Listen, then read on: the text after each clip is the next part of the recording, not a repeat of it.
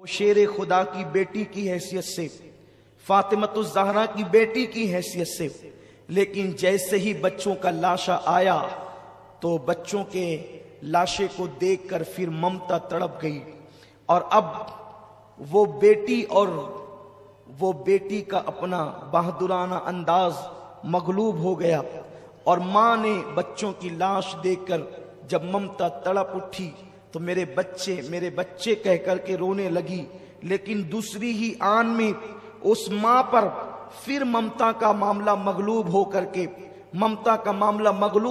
کے اب شیر خدا کا خون پھر غالب آیا اور کہا حسین اللہ نے میری قربانی قبول کر لی، میرے بھائی اب قیامت کے دن تیری بہن زینب سیدہ کی بارگاہ میں شرمندہ نہیں جائے گی، سر جھکا کر نہیں جائے گی، شرمیلے انداز سے نہیں جائے گی، رسوائی کے ساتھ نہیں جائے گی۔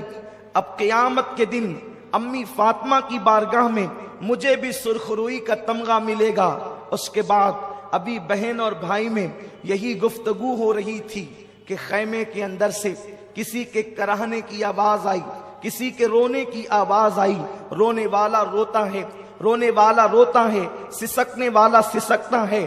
ایسے میں مولا حسین عجیب کیفیت ہے، باہر کربلا ہے، اندر خیمے میں قیامت ہے، قیامت صغرا قائم ہے، اپنی عزیزوں کے لاشیں اٹھا کر کے کمر نڈھال ہے، جسم نڈھال ہے، چہرے پہ افسردگی کے آثار ہے، زلفیں بکھری ہوئی ہے، داڑھی پر خون کے قطرے ہیں، بدن کپڑے خون سے لت پت ہے۔ ایسے عالم کے اندر کبھی میدان کرب و بلا کی طرف دیکھتے ہیں، کبھی خیمے کی طرف۔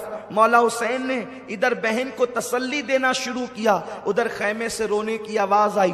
جب رونے کی طرف توجہ کی گئی تو رونے والا کوئی اور نہیں، مولا حسین کی سب سے چھوٹی بیٹی سیدہ سکینہ فاطمہ رو رہی تھی۔ مولا حسین نے توجہ دیا تو کیا منظر دیکھتے ہیں کہ چچا عباس کو اپنے پاس بٹھا کر کے سکینہ ہاتھ پکڑ کر کہتی ہے چچا آپ نے اپنی بھتیجی کی کبھی کوئی بات نہیں ٹالی، وہ دیکھو نا اصغر پیاس کی وجہ سے کبھی بے ہوش ہوتا ہے، کبھی پیروں کو زمین پہ رگڑتا ہے، کبھی مٹھیاں باندھتا ہے، کبھی کھولتا ہے، کبھی پیروں کو سمیٹتا ہے، کبھی پھیلا دیتا ہے، میرا بھیا بے ہوش ہو جاتا ہے، میرے بھیا کا ہوش ختم ہو جاتا ہے۔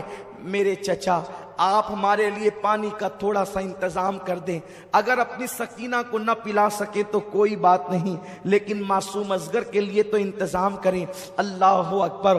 مولا غازی عباس نے جیسے ہی اپنی بھتیجی سکینہ کا یہ دکھڑا سنا، اللہ اکبر طیش میں آ گئے، اس لیے کہ حضرت عباس علمدار مولا علی کی اور بیویاں جو تھی ان میں سے ایک بیوی جناب سیدہ ام بنین کے بیٹے تھے، لیکن سیدہ فاطمہ کی اولاد کا اتنا احترام کرتے تھے کہ اللہ اکبر مولا حسین کی اولاد کے سامنے غلاموں کی طرح رہتے تھے۔ آپ نے سنا ہوگا کہ اللہ اکبر مولا عباس جس وقت علی اکبر کے ساتھ چلتے، حضرت علی اکبر ہم شبیہ رسول تھے، لیکن حضرت عباس کا حال یہ تھا آپ کا جسم چوڑا تھا اور قد اتنا اونچا تھا کہ آپ اونٹ کی پیٹھ پر اپنا ہاتھ زمین پہ کھڑے ہو کر کے رکھ لیا کرتے تھے، اس قدر تناور آپ کا انداز تھا، اس قدر آپ کا جسم تھا، مضبوطی کا عالم یہ تھا۔ اس کی وجہ یہ تھی سیدہ فاطمہ نے وصیت کی تھی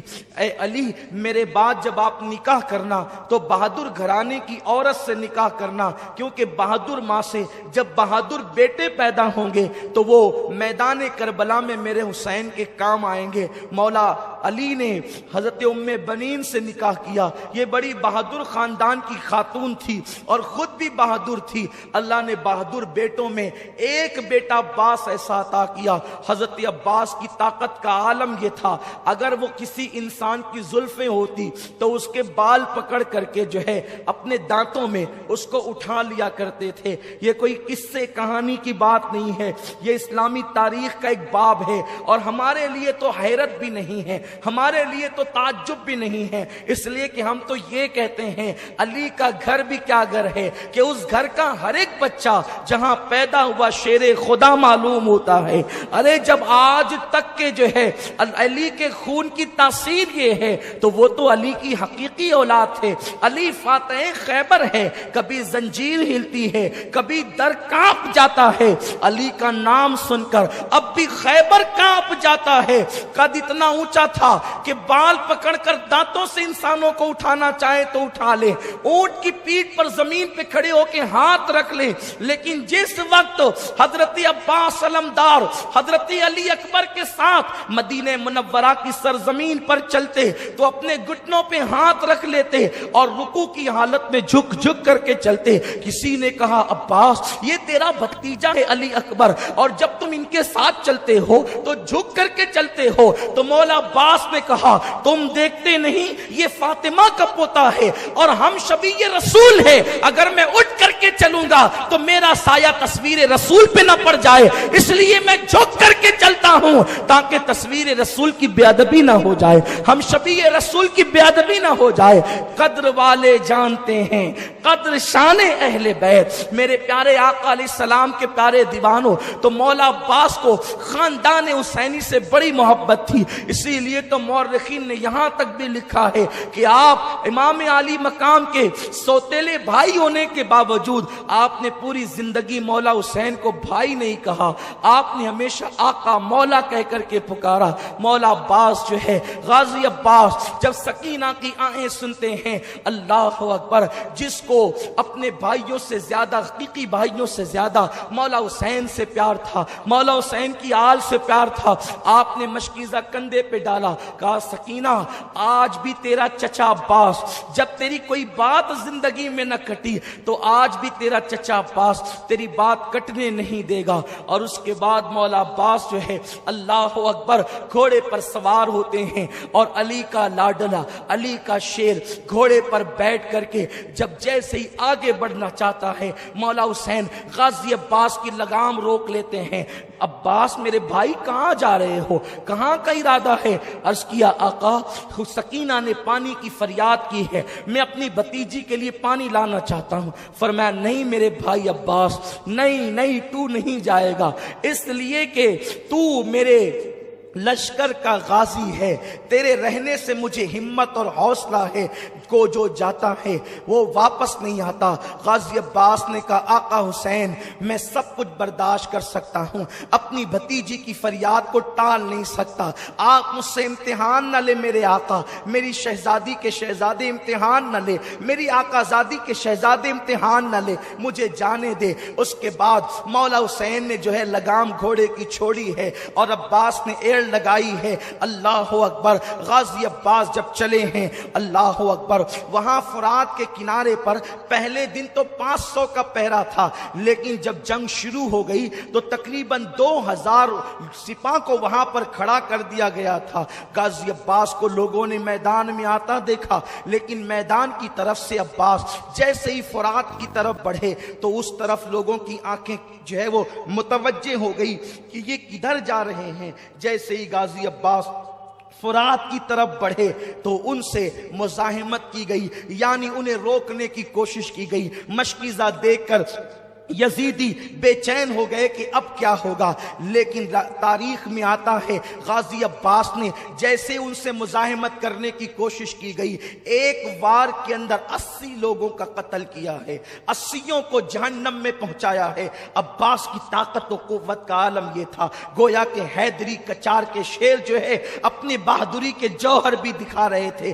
3 دن کے پیاسے ہیں اور یہ حال ہے، اگر پیاسے نہ ہوتے تو یزیدیوں کے چھکے چھڑا دیتے، یا پھر اگر پیاس کے باوجود بھی وعدہ وفا کرنا نہ ہوتا اور جانے بچانے پر آتے تو اللہ اکبر اپنی تلواروں کے اشارے سے زمین پلٹ دیتے، لیکن وہاں تو وعدہ نبھانا تھا، وہاں تو وعدہ وفا کرنا تھا۔ غازی عباس ان سے لڑتے جب اپنے گھوڑے کو لے کر فرات کے اندر پہنچے، یعنی گھوڑے کے 2 پیر فرات کے اندر تھے، دریائے فرات کے اندر، اور 2 پیر باہر تھے، آپ نے جیسے ہی گھوڑے کو کہا ذرا تو پانی پی لے۔ اللہ اکبر، یہ وہ روایتیں ہیں جو محتاط مورخین کی لکھی ہوئی ہے۔ اور لیکن ایک بات یاد رکھیں، ہم عشق کے بندے ہیں، کیوں بات بڑھائی ہے؟ سر سوے روضہ جھکا پھر تجھ کو کیا، دل تا ساجد یزیدیا پھر تجھ کو کیا، دل تا ساجد یزیدیا پھر تجھ کو کیا۔ اللہ اکبر، مولا غازی عباس نے جیسے گھوڑے کو کہا کہ تو پانی پی، ادھر گھوڑے کو کہتے ہیں اور فرات کے کنارے پر پیر ڈال کر کے کھڑے ہو جاتے ہیں۔ چلو میں پانی لیا، سوچا پہلے میں پی لوں تاکہ مشکیزے کا پانی وہاں خالی نہ ہو، اتنا پانی بچے گا تو اور کام آئے گا۔ لیکن جیسے ہی پانی چلو میں لیا، سکینہ کی صورت یاد آئی، معصوم اصغر کی پیاس یاد آئی، پانی کو چھوڑ دیا اور کہا کہ میرے بھتیجے اور بھتیجی پیاسی ہو، اور عباس پی لے پانی۔ پانی چھوڑا، گھوڑے کو کہا تو کیوں نہیں پیتا؟ گھوڑا گردن کی جھرجھری دیتا ہے اور گویا کہ اعلان کرتا ہے عباس، گھوڑا ہوں، جانور ہوں، لیکن میرے دل میں اہل بیت کی محبت ہے، نبی کی آل پیاسی ہے تو ہم کیا پانی پیے۔ اللہ اکبر، مولا غازی عباس نے مشکیزہ بھرا، پیٹ پہ ڈالا اور پلٹے، لیکن ان نامردوں میں ہمت نہ تھی کہ عباس کے ساتھ مقابلہ کرتے۔ ایک وار میں 80 کو جہنم رسید کرتے جب دیکھا تو ہر ایک کو جان پیاری ہوتی ہے، مزاحمت نہ کی، یہ پیٹ پر مشکیزہ ڈال کر کے چلے۔ شمر لعین شقی ابن سعد کی آواز آئی، خبردار عباس کو چاروں طرف سے گھیر لیا جائے، اگر عباس یہ پانی لے کر خیمے آل رسول میں پہنچ گئے تو تم میں سے کوئی ایک بھی بچ کر نہیں جائے گا، تمہاری عورتیں بیوہ ہوگی، تمہارے بچے یتیم ہوں گے۔ جیسے یہ آواز پہنچی، چاروں طرف سے عباس کو گھیر لیا گیا۔ حضرت عباس جنگ کرتے رہے اور یوں لگتا تھا جیسے خیبر کی تاریخ دہرائی جا رہی ہے۔ ایک طرف ہاتھ چلتا ہے تو گاجر مولیوں کی طرح یزیدیوں کے سر کٹ کٹ کے گرتے ہیں، لیکن ایک بدبخت نے پیچھے سے آ کر اس نامرد نے جو ہے وہ حضرت عباس کے دائیں ہاتھ پہ وار کیا۔ اللہ اکبر، عباس کا ایک بازو کٹ کر کے زمین پر گرا۔ حضرت عباس نے دوسرے ہاتھ میں جو ہے وہ تلوار تھامی، اور تلوار تھام کر کے جو پیٹھ پر مشکیزہ تھا اس کو آپ نے اپنی جو ہے وہ آگے کی طرف کر کے اپنے دانتوں میں پکڑا اور دوسرے ہاتھ سے آپ نے جنگ کرنی شروع کی۔ اب بھی مقابلہ جاری تھا، ابھی خیمے آل رسول سے کوئی فاصلہ ہی موجود تھا، تھوڑا سا فاصلہ کہ اگر گھوڑے کو ایڑ لگا دی جائے اور 2-4 چھلانگ گھوڑا مار لے تو خیمے آل رسول میں پانی پہنچ جائے گا۔ عباس کو ہاتھ کٹنے کا غم نہ تھا، اس بات کی خوشی تھی کہ بس چند لمحوں کے بعد میں سکینہ کے منہ میں پانی کے قطرے ڈالوں گا، اب اور اصغر کے منہ میں پانی کے قطرے ڈالوں گا۔ ایک ملعون آواز کربلا کی سرزمین پر گونجتی ہے، لوگوں عباس پانی لے کر کے نہ جائے۔ دوسرا بازو کٹنے کے بعد بھی عباس گھوڑا چلا رہے تھے، دانت میں مشکیزہ پکڑے ہوئے تھے۔ ایک پلید بدبخت نے ایسا تیر چلایا کہ جو مشکیزے کو پیوست ہو کر کے حضرت عباس کے سینے میں جا پڑا اور وہ پانی زمین کے اوپر آ گیا۔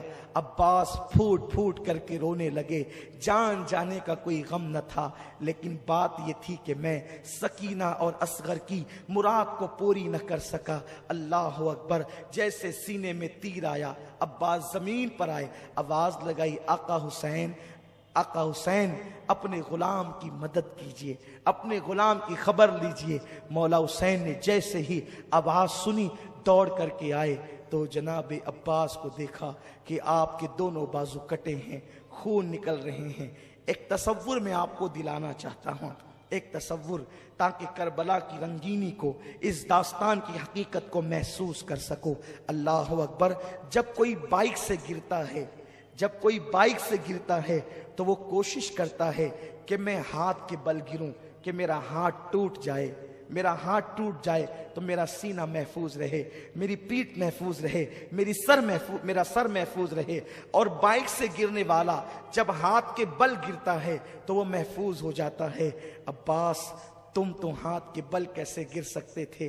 اس لیے کہ تمہارے ہاتھ ہی کاٹ لیے گئے تھے۔ جب عباس گھوڑے سے زمین پر آئے ہوں گے، گویا کہ فاطمۃ الزہرا کی چیخ نکل گئی ہوگی، رسول اعظم صلی اللہ علیہ وسلم بے چین ہو گئے ہوں گے، مولائے کائنات شیر خدا علی مرتضیٰ کی روح تڑپ گئی ہوگی، جیسے ہی عباس کا سر مولا حسین نے اپنی گود میں لیا اور چہرے پہ ہاتھ پھیرا، زلفوں پہ ہاتھ رکھا، کہا عباس کیسے ہو میرے بھائی؟ میری تمنا یہ تھی کہ تو زندگی میں ایک بار مجھے بھائی کہتا۔ کہا نہیں مولا، تو میرا آقا ہے، نبی کی بیٹی کا شہزادہ ہے، میرا آقا ہے۔ نہیں، اور عباس یہ کہہ کر مسکرانے لگے، عباس یہ کہہ کر مسکرانے لگے۔ حضرت مولا حسین نے کہا بھائی عباس تم مسکراتے ہو؟ کہا حسین میرے آقا، میری آنکھوں کے سامنے امی فاطمہ کا چہرہ نظر آتا ہے، علی کا چہرہ نظر آتا ہے، نانا مجھے حوض کوثر پہ دکھ رہے ہیں اور ان کے ہاتھ میں ٹھنڈے پانی کا پیالہ ہے۔ نانا کہتے عباس دیر نہ کر، جلدی آ، اس لیے مسکرا رہا ہوں، گود حسین کی ہے، بلانا نانا کا ہے۔ مولا حسین نے عباس کی پیشانی پہ ہاتھ رکھ کے کہا عباس تم مجھ سے پہلے جا رہے ہو، نانا کو جا کر کے میرا حال سنانا اور کہنا نانا جس حسین کو آپ نے اپنے کندھوں پہ بٹھایا تھا وہ حسین جان تو دے رہا ہے لیکن ایمان کا سودا نہیں کر رہا ہے، جان تو دے رہا ہے لیکن عقیدے کا سودا نہیں کر رہا ہے۔ ابھی یہ بات دونوں بھائیوں کے بیچ ہو رہی تھی کہ عباس نے آنکھیں بند کر لی۔ مولا حسین نے اپنے بھائی غازی عباس کا لاشا اٹھایا اور یہ کہتے ہوئے ہائے میری کمر ٹوٹ گئی، ہائے میری کمر ٹوٹ گئی عباس، اب مجھے صبر کی تلقین کون کرے گا؟ اب مجھے حوصلہ کون دے گا؟ میرے آگے کھڑے ہو کر کے تیروں کا مینا کون روکے گا؟ یہ کہہ کر مولا حسین کٹے ہوئے بازو والے عباس کو لے کر خیمے کی طرف جاتے ہیں۔ عورتوں کی چیخیں نکل گئی، خیمے میں قیامت بپا ہو گئی۔ سکینہ معصوم بچی کہتی ہے چچا آ گئے، لیکن عباس کوئی جواب نہیں دیتے۔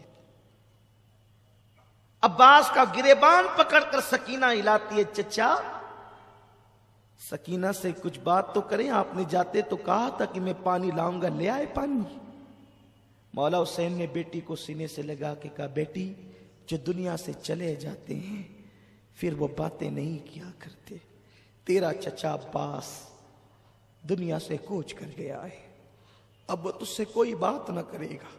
تو سکینہ نے معصومیت سے کہا ابا بابا کیا میرا چچا مجھ سے ناراض ہو گیا جو مجھ سے باتیں نہیں کرے گا؟ کہ نہیں بیٹی وہ ناراض نہیں ہوا ہے تجھ سے، بلکہ تیری خاطر اس نے اپنی جان کا سودا کیا ہے۔ ابھی وہ